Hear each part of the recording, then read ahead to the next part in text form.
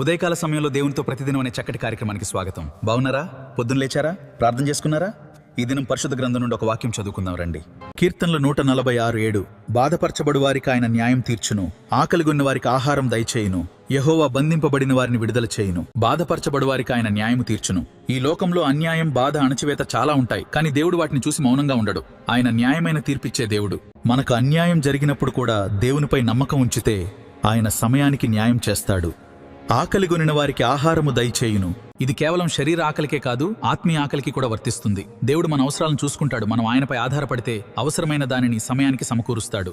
యెహోవా బంధింపబడిన వారిని విడుదల చేయును. ఇది శారీరక బంధనాలే కాదు, పాపం, భయం, బాధ, నిరాశ వంటి బంధనాల నుండి విముక్తి గురించి కూడా చెప్తుంది. దేవుడు మనలను స్వేచ్ఛలోకి తీసుకొస్తాడు. ఈ వాక్యం మనకు చెప్తున్నది దేవుడు న్యాయమైనవాడు, దేవుడు దయగలవాడు, దేవుడు విమోచకుడు. ఏ పరిస్థితిలో మీరున్నా ఆయన మనతో ఉన్నాడు. ప్రార్థన చేసుకుందాం. బాధపడుతున్న వారిని చూసి న్యాయం చేసే దేవుడు అని నీ కృతజ్ఞతలు. నా జీవితంలో ఉన్న అన్యాయాలు, బాధలు నీ చేతుల్లో ఉంచుతున్నాను. ఆకలిగొన్న వారికి ఆహారం ఇచ్చినట్లే మా అవసరాలను కూడా నీవే సమకూర్చుము. మా హృదయంలో ఉన్న ఖాళీలను నీ ప్రేమతో నింపుము తండ్రి. ఈ ఉదయకాలం ఎంతమంది బిడ్డలు ఈ వాగ్దానం విన్నారో, రక్షణకి రక్షణ లేని వారికి రక్షణ, పాపక్షమాపణ, రోగులకు స్వస్థత. అయ్యా, వ్యాధులు, అప్పులు, కోర్టు కేసులు, భూసంబంధమైన బంధకాలు, ఎందరు ఏ బాధలు ఉన్నారో విడుదలనివ్వండి. అయ్యా, ఎంత వేదంతో వేధింపబడ్డారో వారి నిట్టూర్పును బట్టి నిన్ను గొప్ప చేసుకో. ఏ దేశంలో ఉన్న వారి పట్ల అద్భుతం కనపరచండి. ఎంతమంది బిడ్డలు ఈ ప్రార్థనలు ఏకీభవిస్తున్నారో వారి కష్టాలను పోగొట్టండి. అద్భుత కార్యములు జరిపించండి తండ్రి.